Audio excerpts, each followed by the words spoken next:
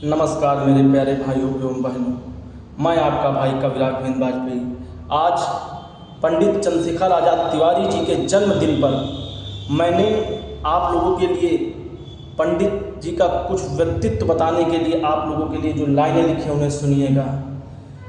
वीर चंद्रशेखर आज़ाद था, वीर चंद्रशेखर आज़ाद था, जिसने अपना बचपन भील बालकों के साथ मनाया, वो चंद्रशेखर आज़ाद था। वीर चंद्रशेखर आज़ाद था, जिसने अपना बचपन भील बालकों के साथ मनाया, वो चंद्रशेखर आज़ाद था। जिसने 13 वर्ष में अंग्रेजों को दांतों तले चने चबवाया, जिसने 13 वर्ष में अंग्रेजों को दांतों तले चने चबवाया, वो चंद्रशेखर आज़ाद था। हिंदुस्तान सोशलिस्ट रिपब्लिक एसोसिएशन बनाया, हिंदुस्तान सोशलिस्ट रिपब्लिक एसोसिएशन बनाया और काकोरी षड्यंत्र रचाया, क्रांतिकारियों का नेता कहलाया, वो पंडित चंद्रशेखर आज़ाद था। हिंदुस्तान सोशलिस्ट रिपब्लिक एसोसिएशन बनाया और काकोरी षड्यंत्र रचाया, क्रांतिकारियों का नेता कहलाया, वो पंडित चंद्रशेखर आज़ाद था। जिसने भगत सिंह से हाथ मिलाया, जिसने भगत सिंह से हाथ मिलाया, सैंडर्स को गोली खिलाया, वो तिवारी चंद्रशेखर आज़ाद था, वो तिवारी चंद्रशेखर आज़ाद था। सैकड़ों मुखबिर पीछा करते, सैकड़ों मुखबिर पीछा करते, रूप बदलता ब्राह्मण चंद्रशेखर आज़ाद था। जिसने भगत सिंह को बचाने का जिम्मा उठाया, वो जनेऊधारी पंडित चंद्रशेखर आज़ाद था, वो जनेऊधारी पंडित चंद्रशेखर आज़ाद था। जिसने मूंछों पर ताव दिया, अंग्रेजों को हर पग पग पर मात दिया, जिसने मूंछों पर ताव दिया, अंग्रेजों को हर पग पग पर मात दिया, गोरों की दिन रात की नींद हराम किया, गोरों की दिन रात की नींद हराम किया, वो कान्यकुब्ज बैसवारा का चंद्रशेखर आज़ाद था, वो कान्यकुब्ज बैसवारा का चंद्रशेखर आज़ाद था। फूलों से खेलने वाले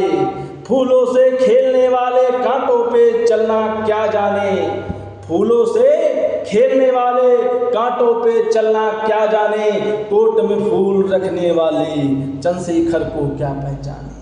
फूलों से खेलने वाले कांटों पे चलना क्या जाने, कोट में फूल रखने वाले चंद्रशेखर को क्या पहचाने।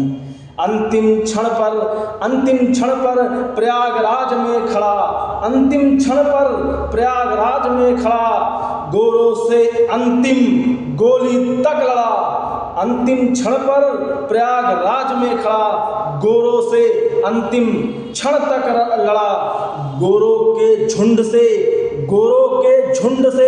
चली गोलियों का, गोरों के झुंड से चली गोलियों का बदला वो सिंह दहाड़ कर देता था।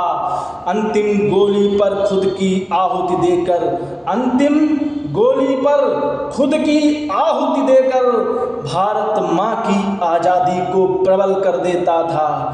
गोरों के झुंड से, जैसे सियार होते हैं उसी तरह से अंग्रेज भी झुंड में रहते थे। गोरों के झुंड से चली गोलियों का बदला वो सिंह दहाड़ कर देता था।